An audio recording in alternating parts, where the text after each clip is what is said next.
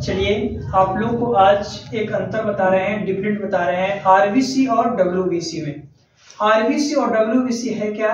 तो आरबीसी कहने का मतलब होता है रेड ब्लड सेल और डब्ल्यूबीसी कहने का मतलब होता है व्हाइट ब्लड सेल। तो ये दोनों में अंतर क्या है? सबसे पहले अगर हम लोग को एग्जाम में पूछता है कि दोनों में अंतर क्या है, तो सबसे पहले क्या करते हैं कि लिखते हैं कि आरबीसी और डब्ल्यूबीसी में आपका निम्न अंतर है।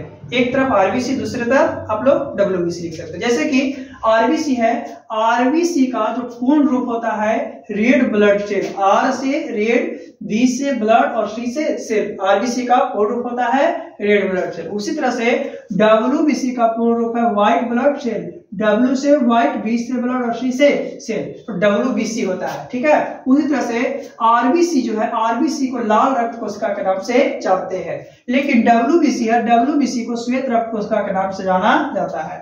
तीसरा है कि आरबीसी में हीमोग्लोबिन पाए जाते हैं और डब्ल्यूबीसी में हीमोग्लोबिन पाए नहीं जाते हैं। अगर हीमोग्लोबिन नहीं रहेगा तो आपका लाल नहीं होगा। इसीलिए अगला अंतर है कि हीमोग्लोबिन के कारण रक्त क्या होता है? लाल होता है, और हीमोग्लोबिन नहीं रहने के कारण जो है रक्त लाल नहीं होता है।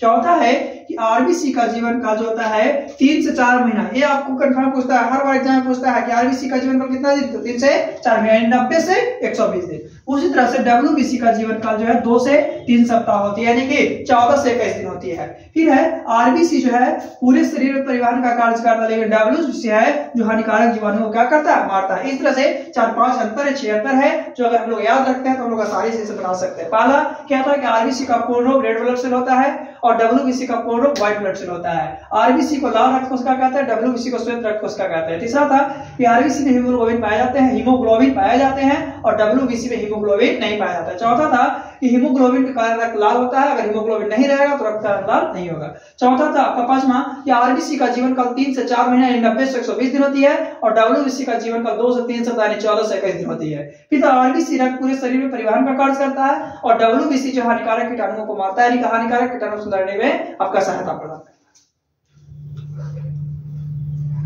है।